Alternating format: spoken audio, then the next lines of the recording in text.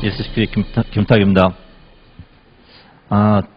최근 들어서 인공지능 관련된 산업군도 발전하고 있고, 인공지능을 적용하는 여러 가지 시스템들이 계속 출현을 하고 있습니다.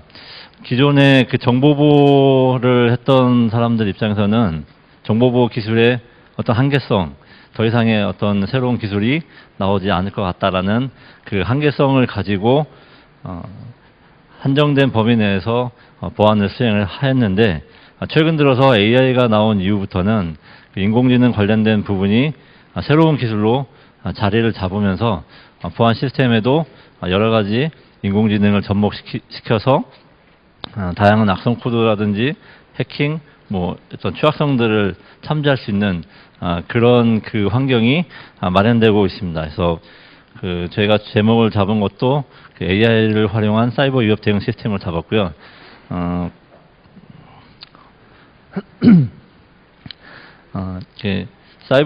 사이버 위협 대응 시스템은 최근 들어서 악성 코드들의 증가 추세 역시 가파르게 증가를 하고 있습니다.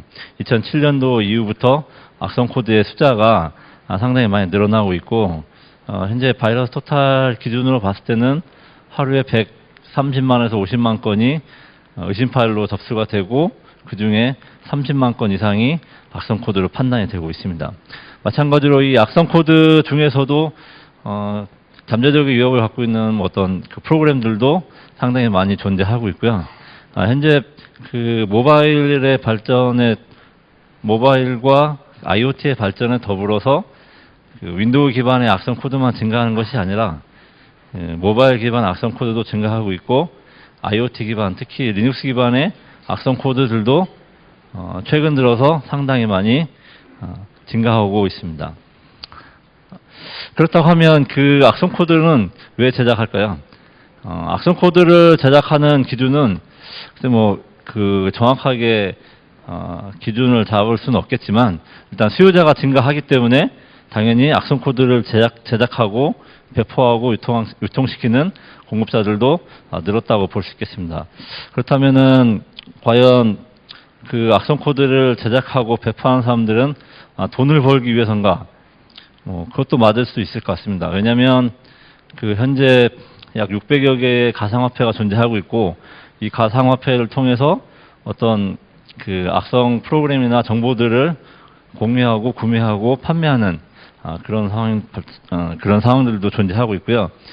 그렇지 않으면 핵티비즘, 전 세계 대상으로 NG 활동을 하고 싶다, 그런 어떤 활동도 있을 수가 있겠습니다. 어나니머스 그룹 같은 경우 여러 가지 국가를 상대로, 조직을 상대로 공격을 많이 하고 있고, 예를 들어서 IS 같은 어떤 그런 국가로 하기엔 좀 그렇지만, 그런 조직을 상대로 해킹을 해서 어떤 세계 평화에 기여하겠다, 이런 것들도 하고 있는데, 마찬가지로 핵티비즘도 어떤 악성 코드를 제작하는 요인이 될 수도 있습니다. 그 외에는 지금 사이버 전쟁, 사이버와 같은 경우는 러시아도 그렇고 미국도 그렇고 이란도 그렇고 북한까지 상당히 많은 국가들이 국가적인 차원에서 적대 국가를 공격하는 그런 환경에 놓여 있습니다. 이란 같은 경우는 미국의 경제 제재에 대응해서 랜섬웨어 제작해서 유포하겠다, 그런 식의 공격도 있고요. 이러한 큰 카테고리 외에 다른 것도 있을 수 있습니다. 그냥 취미로 할 수도 있고, 자기가 원하는 어떤 특정 사이트에 한번 데이터가 뭐가 있는지 궁금해서라도 할 수도 있고, 이런 다양한 방식의 어떤 수요가 있기 때문에 이 수요에 맞춰서 공급자들도 증가하고, 공급자의 증가에 따라서 악성 코드들도 증가하는 걸로 확인할 수가 있겠습니다. 그러면 악성 코드를 구매하고자 하는 사람들, 악성 코드를 판매하고자 하는 사람들, 이 사람들은 어떻게 악성 코드를 유통시킬까요? 지금 일단 저희가 사용하는 웹은 크게 세 가지로 구분할 수가 있겠습니다. 물론 이제 명확한 그 선을 긋기는 어렵지만 크게 세 가지로 구분할 수 있고요. 첫 번째는 뭐 저희가 일반적으로 구글이나 네이버 통해서 접속할 수 있는 서피스 웹이 있고요. 그리고 이러한 서피스 웹으로 검색되지 않는 다크웹이 존재합니다. 딥웹이 존재합니다. 이 딥웹은 사실 불법적이다라고 하기는 좀 그렇지만 이 딥웹을 이용을 해서 불법적인 행위를 하는 분들이 많이 있어서 그분들에 대한 그 영역도 다크넷 또는 다크웹으로 구분할 수가 있겠습니다. 서피스 웹은 2010년도 어떤 연구 보고서에 의하면 전 세계 웹의 데이터량이 500만 테라바이트인데 그 중에 그러니까 구글에서 그 색인할 수 있는 데이터가 200테라바이트밖에 되지 않습니다. 대부분의 그 데이터들은 다크넷을 포함한 딥웹에서 사용되고 운영된다고 보시면 될 것 같습니다. 이 다크넷에서 대부분 90에서 96% 정도의 데이터가 운영이 되고 있다고 보시면 되고요. 이 딥웹은 미 해군에서 그 연구 목적으로 사용을 처음에 했고요. 그때 그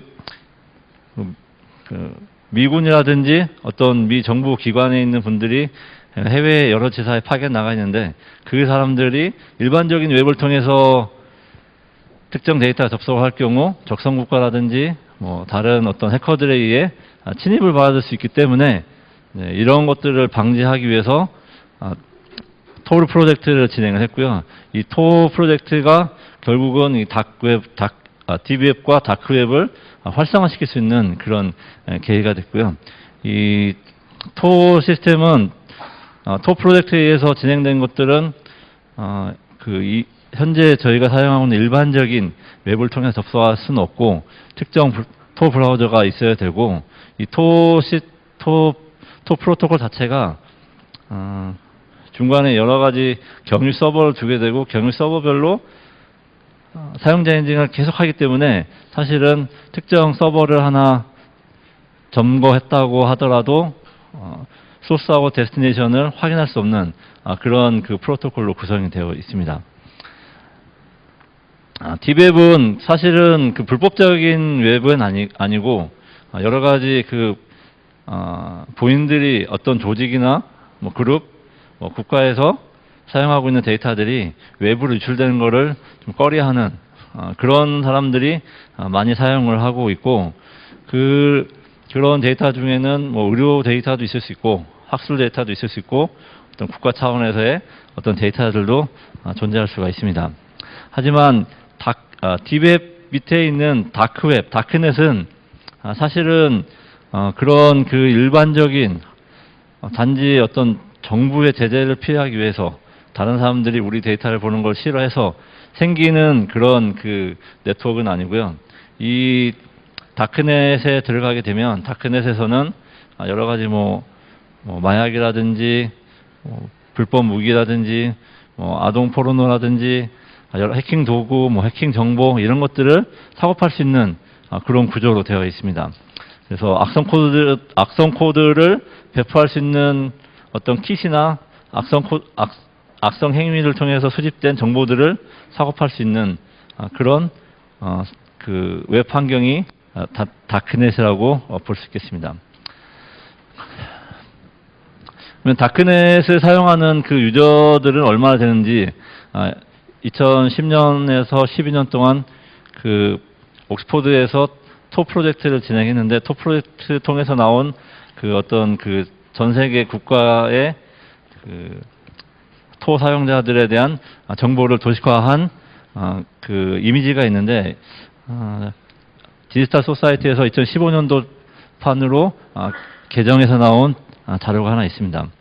이 자료에 따르면 10만 명, 그러니까 일반 웹 유저 10만 명당 5명, 15명, 200명, 300명 이런 식으로 이렇게 구분이 되어 있고요. 보시면 가장 그 붉은색 계통에 있는 그 지역들이 국가들이 이런 토를 통해서 어떤 그 딥웹을 많이 사용하는 그런 그 장표가 되겠고요. 여기서 좀 특이한 점은 중국이 전 세계의 어떤 그 악성 코드를 제작하고 배포하고 유포하는 그룹 중에 가장 많은 그룹을 차지하는 게 러시아고 브라질, 중국 이런 순으로 되어 있는데 중국에서 사용하는 토 사용자가 그렇게 많지 않습니다. 중국에서 토 사용자가 많지 않은 것은 뭐 다른 이유가 있는 건 아니고요. 중국 정부에서 빅파이어를 통해서 계속 네트워크를 차단하고 감시하고 운영하기 때문에 단지 토 사용자의 수가 적어 보이는 것 뿐이고요. 실제로는 뭐 꼭 그 지역에서만 사용하는 게 아니기 때문에 여러 차원에서 많이 사용하고 있는 것 같습니다. 이외에도 뭐 룩셈부르크라든지 몰도바 이런 그 조그마한 국가들이 토에 대한 사용을 많이 하는 걸로 확인할 수 있겠습니다. 국내 사용자들도 꽤 사용하는 것 같습니다. 그러면 이런 그 디웹의 하단에 위치한 다크넷에서 사용되고 있는 그 여러 가지 그 유통 채널들이 있는데 이런 그 마켓들이 상당히 많이 존재합니다. 이런 것들은 그 히든 위키 통해서 어떤 그 마켓들이 있는지 찾아볼 수 있고 그 마켓 정보를 확인하고 회원가입 신청을 하고 회원이 가입돼야지만 해당 그 마켓에 접속할 수 있습니다. 현재 장표에 나와 있는 그 새 그 마켓은 다크넷에서도 상당히 많은 사용자를 보유하고 있고요. 한사마켓 같은 경우도 이런 이런 블랙 마켓들도 접속자에 대한 통제를 합니다. 뭐 이 사람이 평판이 좋은지 나쁜지. 그러니까 여기서 말하는 평판이라는 것은 어떤 물건을 그 사고 팔 때 악성 행위를 하는지 안 하는지 이 친구들도 감시를 하고 그 평판이 좋은 사람들 한해서만 가입 신청을 받아주고 제품을 판매하는, 그렇게 해야지 또 정보기관으로부터 추적을 피할 수도 있고요. 그래서 이 마켓에서도 15분 내에 결제를 하지 않으면 이건 추적이 위험이 있다 판단해서 바로 커넥션을 자르는 그런 기능들도 들어가 있고요. 그리고 이 마켓 외에 실크로드라는 마켓이 있는데, 실크로드라는 마켓 최초로 이제 블랙 마켓이라고 여겨지고 있는데, 실크로드는 1,500만 건의 어떤 그 거래를 성사시킨 그 마켓이고 2013년도에 그 FBI 통해서 폐쇄된 사이트가 되겠습니다. 이런 사이트, 실크로드 사이트가 폐쇄되고 2013년도 이후에 실크로드 2라는 사이트가 오픈이 됐는데, 이 실크로드 2라는 사이트의 어떤 거래 내역을 조사해 봤을 때 다음과 같이 불법적인 그 마약 거래가 가장 많았고요.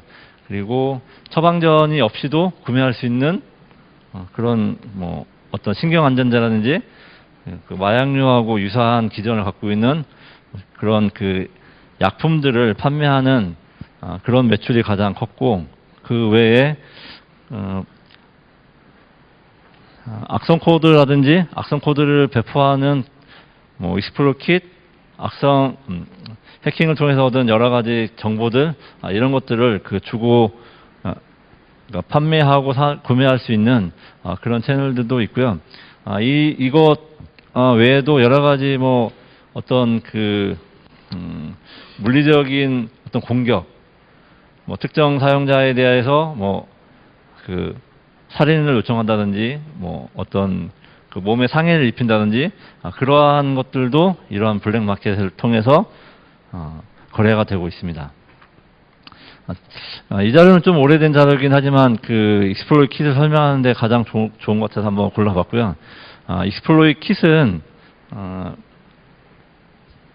악성 코드를 그때그때 배포하는 것 자체가 그 개인이 수많은 사이트에 배포하는 것 자체가 어렵기 때문에 익스플로이 킷을 구매해서 익스플로이 킷을 통해서 여러 사이트를 해킹하고 해킹된 사이트를 통해서 악성 코드를 배포하고 뭐 그 빅팀을 찾는 이런 시스템들이 그 존재하는데, 여기 보시다시피 러시아하고 브라질, 중국 쪽 익스플로이 킷이 상당히 많이 있습니다. 익스플로이 킷은 2006년도에 엠팩이라는 그 러시아 해커가 만든 익스플로러 킷이 최초라고 보고 있고요. 익스플로러 킷을 통해서 그 보안이나 해킹에 대해서 잘 모르는 사용자들도 킷을 구매해서 그 킷을 가지고 여러 가지 그 해킹을 하고 악성 코드를 배포할 수 있는 그런 환경으로 되어 있어서 일반적인 사용자들도 구매를 해서 악성 코드를 배포하고 이 악성 코드를 통해서 수익을 얻는, 최근 들어서는 랜섬웨어를 이용을 해서 수익을 하는 구조로 많이 발전하고 있습니다. 익스플로러 킷 중에서도 여러 가지 킷이 있는데 그 중에 리그 킷을 잠깐 소개시켜 드리면 화면에 보시는 것처럼 일주일에 한 150불, 160불 정도 비용이 발생하고 있습니다. 구매할 때 사용료가 150불 정도 되는데, 이 리그 매니저 밑에 있는 여러 리셀러하고 어떤 수요자들 합치면 한 600명 정도 되는 것 같은데, 이 600명이 일주일에 150불씩 지불한다고 하면 그 리그 매니저는 상당히 많은 돈을 벌 수 있는 그런 구조로 되어 있기 때문에, 악성 코드를 제작하는 사람들은 이런 익스플로이트 킷이나 이런 것들을 통해서 수익을 얻고, 일반적인 그 사용자들이 이런 익스플로이트 킷을 가지고 사이트들을 해킹하는 이런 구조로 되어 있습니다. 이렇게 유통된 악성 코드들은, 악성 코드나 악성 코드를 배포하는 어떤 도구들은 어떻게 활용될까? 여기 그 화면에 보신 것처럼 그 랜섬웨어 가지고 그 수년 동안 뭐 어마어마하게 많은 5,600만 달러를 벌 수 있는 뭐 그런 것들도 있었고요. 2009년에 미국에 그 프레데터라는 드론이 있었는데, 이 드론이 그 이라크 반군들을 촬영을 하고 공격을 하는 그런 시스템인데, 이 이라크 반군이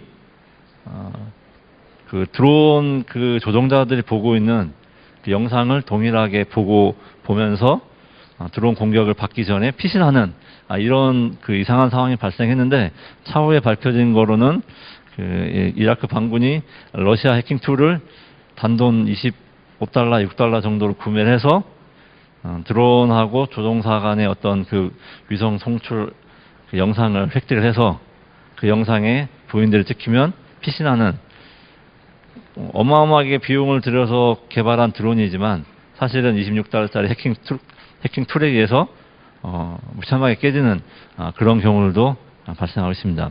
그래서 앞서 설명드렸듯이 돈을 위해서 하는 경우도 있고, 본인들이 생각하는 어떤 그 NGO에 대한 어떤 그런 희망을 가지고 하는 행위도 있고, 국가 간에 또는 조직들 간에 어떤 그 사이버를 진행하거나 사이버 테러를 진행하는 이런 경우들의 악성 코드들이 상당히 많이 이용당하고 있습니다. 그렇다고 하면 앞서도 설명드렸듯이 정보보호 기술은 이미 한정이 돼 있었고, 새로운 기술 무엇이 있을까? 정보보호를 하는 사람들 입장에서는 상당한 그 의문점이 들었는데, 최근 들어서는 그 AI가 접목되면서 이러한 그 기술의 어떤 한계성이 점점 없어지기 시작하고 있습니다. 그 CB인사이트라는 회사는 미국의 그 투자 전문 회사이고, 그 회사에서 투자를 한 업체들을 모아서 산업군별로 분류하고 그 산업군에 맞춰서 뭐 여러 가지 그러니까 이런 이미지 맵을 제공하는 그 기관인데요. 이 기관에 따르면 최근 그 투자 유치에 성공한, 그러니까 AI와 관련된 산업군의 투자 유치를 성공한 100개 기업을 상대로 여러 가지 그 이미지 맵을 구성을 해봤는데, 여기에 보시면 뭐 그 인공지능이 접목되는 그 분야가 뭐 한두 군데에 어떤 그 한정이 되어 있는 게 아니라, 현재 저희가 리얼월드에서 살고 있는 모든 어떤 그 영역에 인공지능이 현재 접목이 돼서 산업이 발전하고 있습니다. 지금 저희가 뭐 헬스케어 같은 경우는 의사를 대신할 수 있고, 증권 시장에서는 증권 어떤 분석가를 대신할 수 있고 여러 가지 지금 그 기술들이 들어가고 있고요. 당연히 그 사이버 시큐리티 분야도 하나의 꼭지로서 그 인공지능을 활용을 해서 여러 업체들이 스타트업 업체들이 많은 투자를 받고 있는 추세입니다. 그렇다고 하면 인공지능하고 그 데이터 마이닝하고의 어떤 경계에 대해서 좀 그 의문을 갖는 경우가 상당히 많이 있습니다. 네, 데이터 마이닝은 통계학을 기반으로 해서 데이터베이스, 인공지능 여러 학문들이 이제 집합된 어떤 그 학문이라고 볼 수 있을 것 같고요.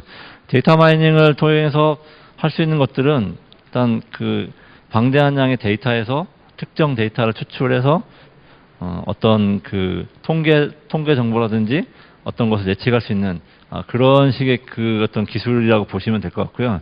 이 중에 이제 데이터 마이닝하고 그 인공지능 분야하고 겹치는 부분이 머신러닝이 되겠습니다. 머신러닝은 그 이러한 그 데이터 마이닝에서 여러 가지 피처를 뽑아줄 수가 있고 그 피처를 통해서 머신러닝이 어떤 그 학습 결과를 보여줄 수 있는 모델링하고 학습 결과를 보여줄 수 있는 그런 관계로 발전을 하고 있습니다. 그래서 인공지능을 그 접목을 했을 경우하고 그 일반적인 전통적인 그 개발 방식이 약간 다르다고 볼 수가 있겠습니다. 그래서 일반적인 개발 방식은 사람에 의해서 알고리즘이 짜지고 그 알고리즘에 데이터를 입력을 해서 연산을 통해서 어떤 그 주목할 만한 결과를 얻어내는 이런 방식으로 구성이 되어 있지만 머신러닝 같은 경우는 그러한 방대한 데이터하고 그 데이터에서 뽑은 특징값 이런 것들을 학습을 시켜서 나온 모델링 또는 알고리즘 이런 알고리즘이나 모델을 가지고 새로운 데이터를 입력했을 때 어떤 결과를 학습된 그 알고리즘을 통한 어떤 새로운 결과를 추출할 수 있는 그런 기능들을 가지고 있습니다.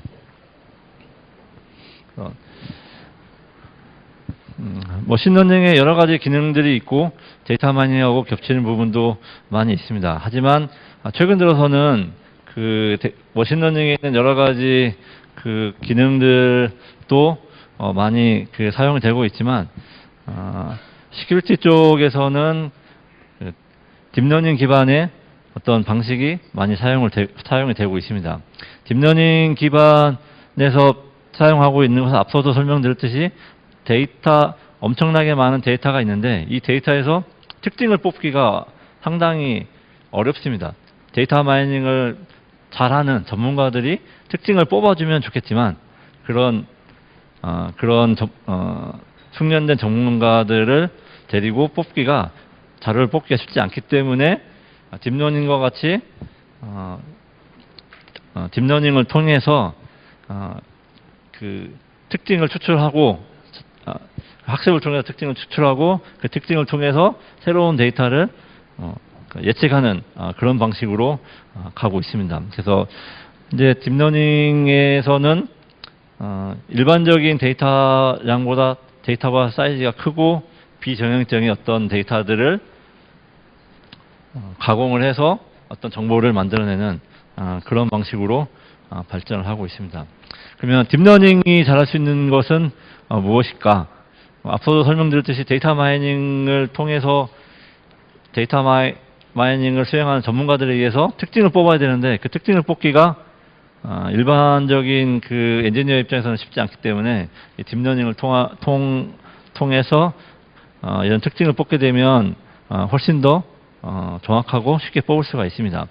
그래서 이 딥러닝을 통해서는 여러 데이터들에 대한 분류나 인지들을 정확히 해줄 수 있고 그걸 통해서 상호 연관성 분석, 그다음에 이러한 것들을 이미지화해서 어떤 그 이미지화된 데이터들을 통한 어떤 결과를 예측하는 그런 식의 어떤 그 기술이 일반적인 머신러닝 방식보다는 상당히 효과적으로 사용할 수가 있습니다. 앞서서도 그 그 투자 유치를 받은 100대 기업들에 대해서 인공지능 관련된 산업군 100대 기업을 잠깐 설명을 드렸었는데, 이 장표에서 보시면 2017년도에 미국에서 사이버 시큐리티 관련된 그 스타트업들이 상당히 많이 투자를 받았습니다.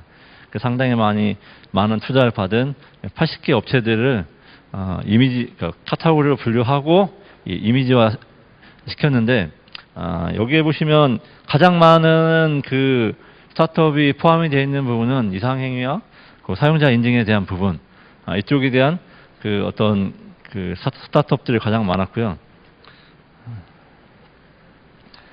디셉션 시큐리티와 같이 기만 기술을 그 제공하는 그런 업체들도 그 스타트업에 출연을 하고 있고, 보안 쪽에서 가장 그 관심 있어 하는 부분들은 바로 그 보안을 자동화시키는 방법, 이런 것에 대해서 굉장히 많은 관심을 갖고 있는데, 마찬가지로 미국에서 스타트업 중에 이런 자동화, 악성 코드를 수집하고 악성 코드에 대한 분석을 하고, 이 분석을 통한 어떤 대응을 자동으로 수행하는 어떤 보안 관리자가 작업을 하는 것이 아니라 자동으로 이러한 것들을 수행해주는 그런 스타트업들도 많이 출연을 하고 있습니다.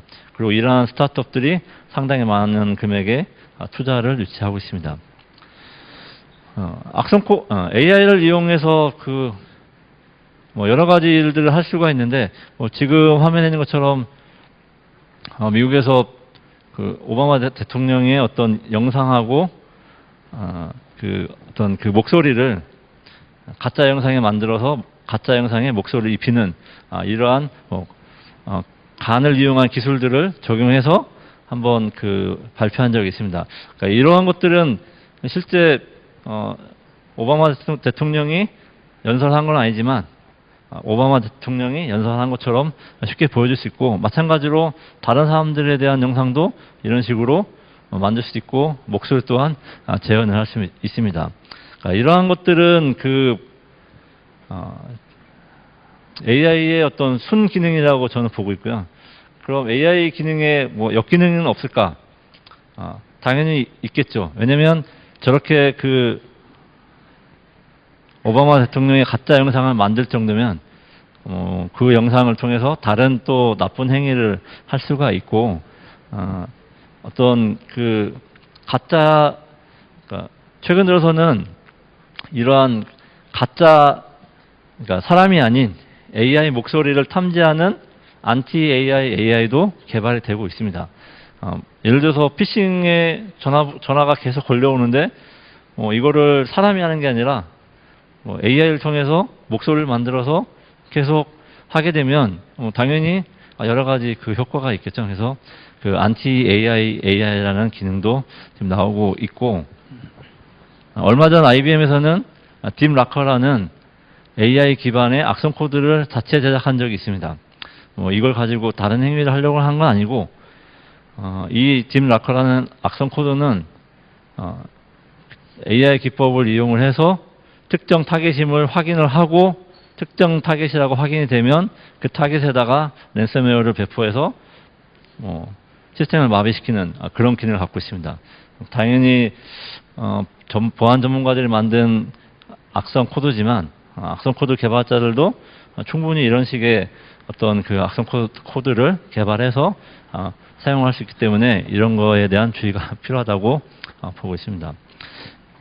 그렇다고 하면 이스트 시큐리티는 무엇을 할 수 있을까 고민을 해봤고요. 이스트 시큐리티에서는 이런 딥러닝 기반한 악성 코드 탐지 대응 시스템을 개발해서 운영하고 있습니다.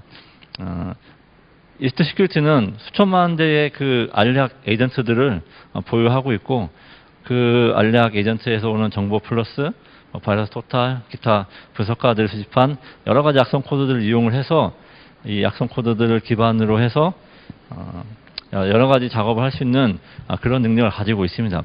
앞서 그 딥러닝에 대한 말씀을 드렸듯이 딥러닝은 데이터의 특징을 추출하기 어렵고, 다만 데이터가 방대하다 가면 딥러닝을 통한 어떤 악성 코드 분석이 가능하다고 말씀드렸는데, 마찬가지로 이스트 시큐리티에서도 이러한 딥러닝 기법을 이용을 해서 악성 코드를 분석할 수 있는 특허도 보유하고, 이런 특허를 기반으로 해서 다양한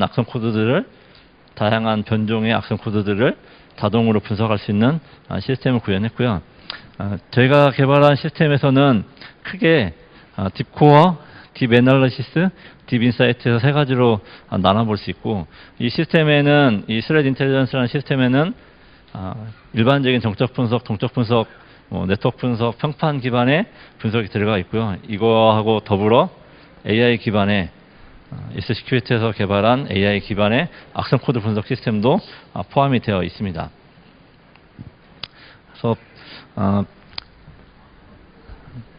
이스트 시큐리티의 그 스레드 인사이드 제품의 첫 번째 페이지를 보시면 이런 식으로 그 악성 코드를 분석할 수 있는, 그 악성 코드를 분석하고 해당 정보들을 대시보드를 뿌려주는 그런 기능들을 가지고 있습니다. 그리고 앞서도 설명했듯이 AI 엔진 플러스 다차원 분석이 가능한 그 악성 코드 분석 시스템을 가지고 있고요. AI 플러스 나머지 그 4개 엔진을 통해서 어떤 특정 의심 파일에 대해서 악성 여부를 판단할 수 있는 그런 기능도 가지고 있습니다. 마찬가지로 그 AI 엔진을 통해서 클러스터된 어떤 이미지 정보를 통해서 해당 악성 코드가 어떤 종류의 악성 코드인지 판단할 수 있는 기능이 들어가 있어서 최근과 같이 그 변종 악성 코드가 많은 이런 상황에서 변종 악성 코드들 이 AI 방식을 이용해서 쉽게 판단 및 차단할 수 있는 그런 기능을 제공하고 있습니다. 오늘 제가 발표 준비하는 부분 여기까지고요. 질문 있으시면 질문 받도록 하겠습니다. 네, 저희 김유타 교사님 멋진 강연 감사드리겠습니다. SNS를 통한 현장 질의응답 시간을 진행하도록 하겠습니다. 그럼 지금부터 올라온 질문들을 먼저 확인해 볼까요? 네, 질문 여러분께서 해주셨는데 이 중에서 선택하셔가지고 강연자분께서 질문을 받으셔서 답변해 주시면 되겠습니다.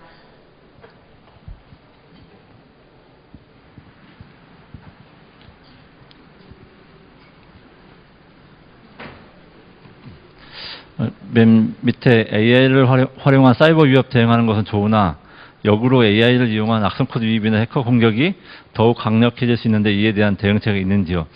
이 질문을 선택하도록 하겠습니다.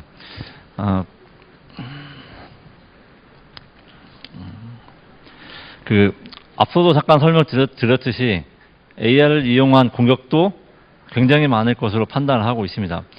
아마 악성 코드를 제작하는 또 공격을 하는 공격자들도 일반적인 보안 시스템들에 대한 어떤 학습을 통해서 그 보안 시스템들이 학습하지 못한 어떤 그 시나리오를 찾아서 그 시나리오에 맞게 공격하는 그런 기술들이 나올 수 있을 거라고 생각을 하고 있고요. 앞서 제가 IBM의 그 딥라커를 예를 들어드는 이유가 보안 전문가들도 그런 식의 악성 코드들이 어떤 방식으로 AI를 활용해서 공격을 할 건지 학습을 해야 되기 때문에 그런 그 악성 코드를 제작해서 이게 정말 가능한지 판단하는 그런 방식의 그 연구를 하고 있고요.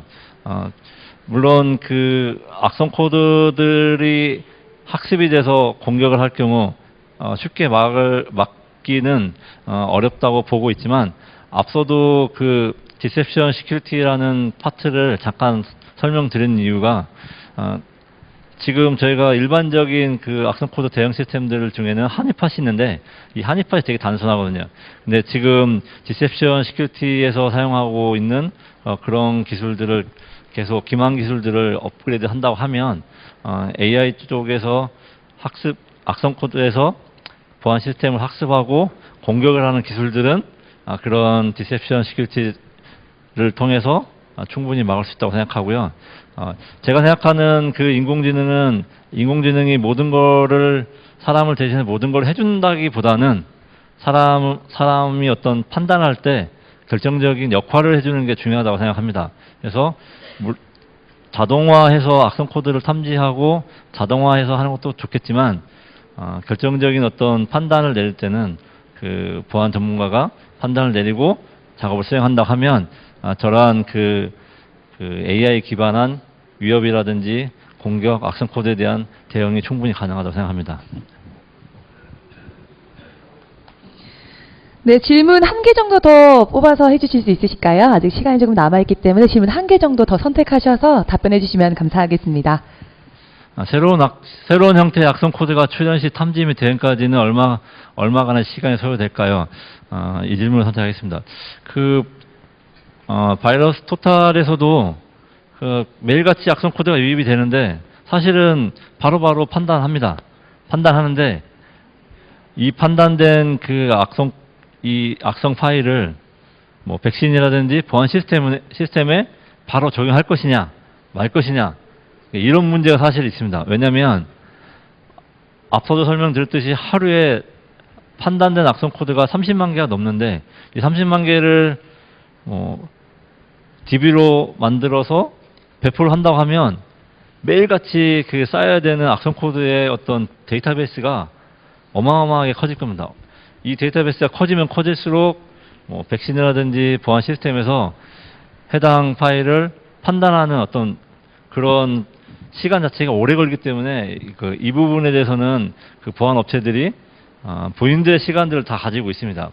정말 긴급한 것들은 바로 업데이트 시키지만 그렇지 않은 것들은 일정 기간 동안 데이터를 유지한 후에 업데이트를 하는 경향이 있습니다.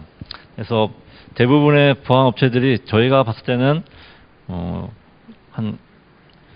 탐지는 바로 하지만 이거를 실제 제품에 적용하는 데는 한 2, 3일 내지는 좀 길게 걸린 업체들은 한 7일 정도, 일주일 정도 내에 해당 악성 코드들을 대응하는 그런 시스템으로 운영되고 있습니다.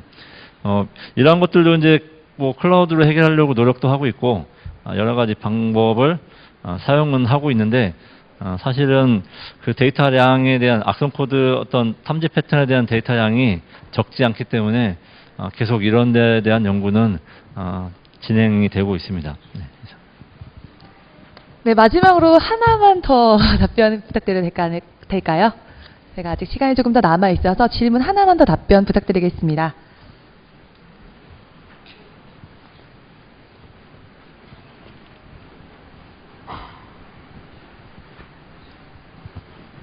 악성 코드의 AI 악성 코드 분석 시스템의 어떤 신뢰도에 대한 부분에 대해서 설명을 드리도록 하겠습니다.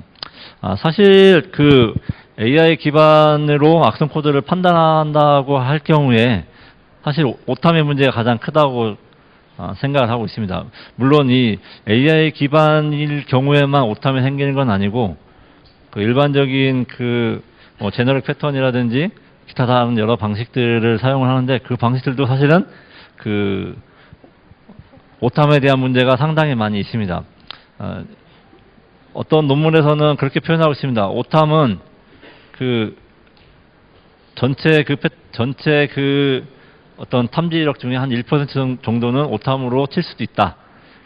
다만 1% 미만으로 줄이는 게 기술이다. 이렇게 얘기하는 논문들도 있는데 사실 1%의 오탐을 하는 것도 사실은 굉장히 어려운 기술입니다. 제가 봤을 때. 왜냐하면 악성 코드 자체가 계속 진화하고 있기 때문에 이거에 대한 어떤 명확한 판단을 내리기에는 문제가 있다고 생각을 합니다. 그렇다고 해서 계속 시그니처 기반의 1대1 패턴 매칭으로 갈 수는 없는 것 같고 AI 기반의 저희들도 이제 AI 기반의 탐지력의 오탐이 얼마나 되는지 계속 저희들 하고 있는데 저희들도 한 93% 정도는 3%, 5% 정도는 탐지를 하는데 나머지 5% 정도를 미탐하거나 오탐하는 경우가 있거든요. 다른 업체들도 아마 그 정도 될 거라고 보는데 중요한 것은 학습 데이터를 어떤 회사가 학습 데이터를 얼마큼 가지고 어느 방식으로 탐지를 하느냐 이 부분이 가장 중요한 포인트 같고요. 업체들이 계속 그 보안 업체들은 계속 그런 방법에 대해서 연구가 있어서 앞으로는 오타에 대한 것도 상당히 줄을 거라고 생각하고 있습니다.